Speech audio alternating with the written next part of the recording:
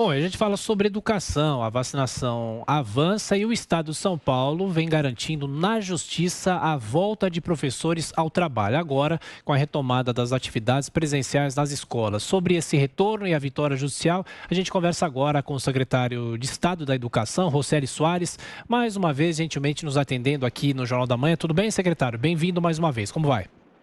Bom dia, Tiago. Bom dia, Adriana. É um prazer estar de volta com vocês aqui na Jovem Pan. Secretário, a gente falou inúmeras vezes desta postura de alguns professores de não retornar ao trabalho por causa de medo de pegar o coronavírus, enfim. Mas com o avanço da educação, isso já diminuiu, as restrições diminuíram? De que maneira que o governo do estado está tratando isso? Ainda há resistências e por isso essa tentativa de buscar justiça?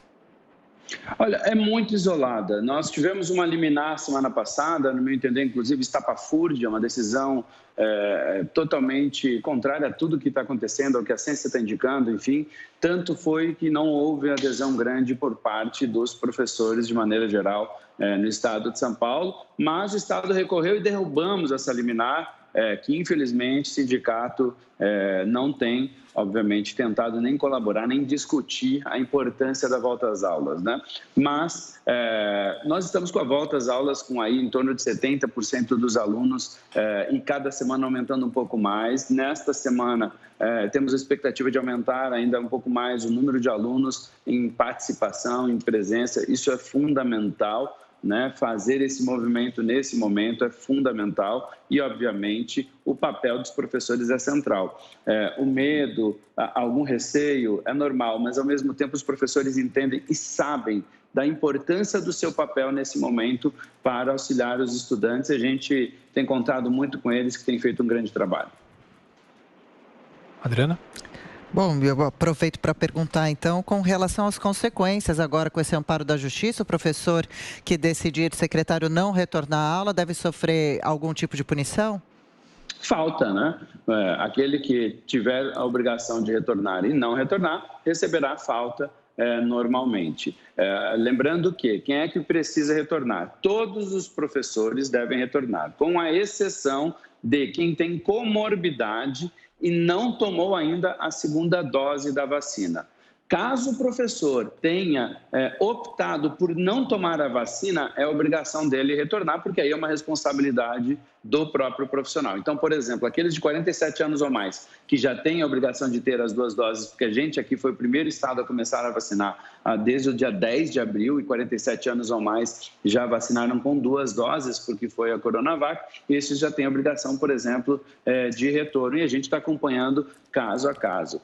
Então, a obrigação de retorno é de todos, com exceção comorbidades com segunda dose e algum que tenha algum tipo de atestado específico ou situação específica, como adolescentes grávidos, professores grávidas, ainda não retornam, por exemplo. Secretário, como é que o Estado vai acompanhar a evolução desse quadro de funcionários e também dos alunos? Se alguém contraiu o coronavírus, já há alguma informação se houve algum tipo de aumento de casos ou não? A situação muito baixa. Como é que está esse quadro aqui em São Paulo? A gente monitora, as escolas têm monitorado semana a semana, dia a dia. Nós não tivemos até agora, nesta fase do retorno, nenhum tipo de problema. Os casos que eventualmente aconteceram foram de fora da escola, né? Foram de eventos ou de coisas fora, né, das pessoas. Então, nós não tivemos até agora nenhum tipo de percalço em relação a isso. Mas, obviamente, o monitoramento é importante.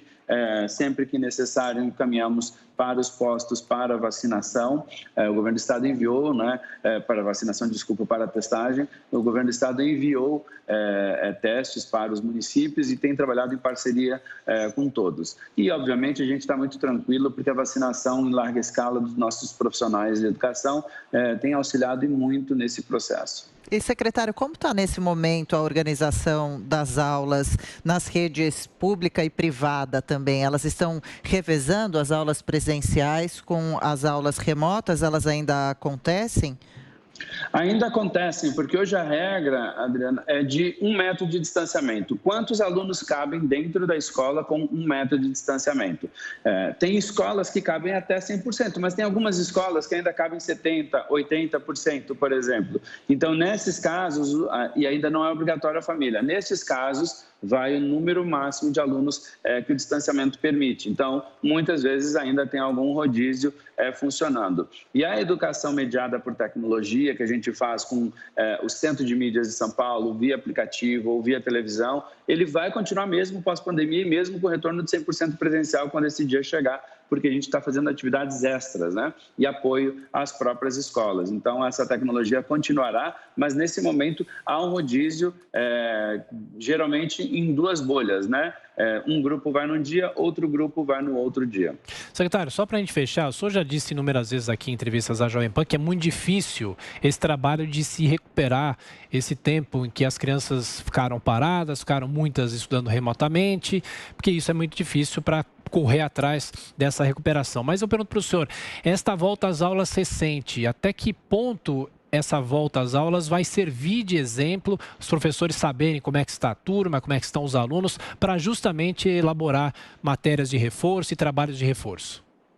Tiago, os professores têm sentido muito, eu tenho circulado muito em todo o estado, conversado muito com profissionais de educação e é realmente desesperador o nível e o tanto de coisa que vai precisar ser feito daqui para frente para a recuperação. E nada substitui o presencial para esse processo, né? É importante porque o professor tem a sensibilidade. Nós estamos fazendo testagens, estamos fazendo uma série de processos para apoio ao profissional, refizemos os nossos materiais para dar foco nas habilidades que nós mais precisamos e isso tem sido um grande desafio nesse momento de retorno. Mas a presencialidade deu ao professor essa visão mais próxima, né?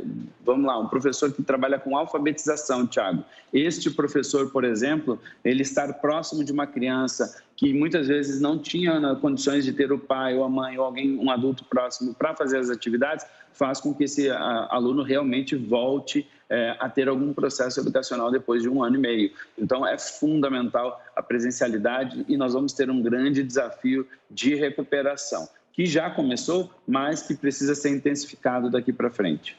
Perfeito. Secretário Roseli Soares, de Educação do Estado de São Paulo, mais uma vez, obrigado pela atenção, pela gentileza. Bom trabalho, boa semana. Muito obrigado, uma boa semana para todos que nos assistem e nos ouvem aqui na Jovem Pan e um abraço aí, Thiago e Adriana. Obrigado.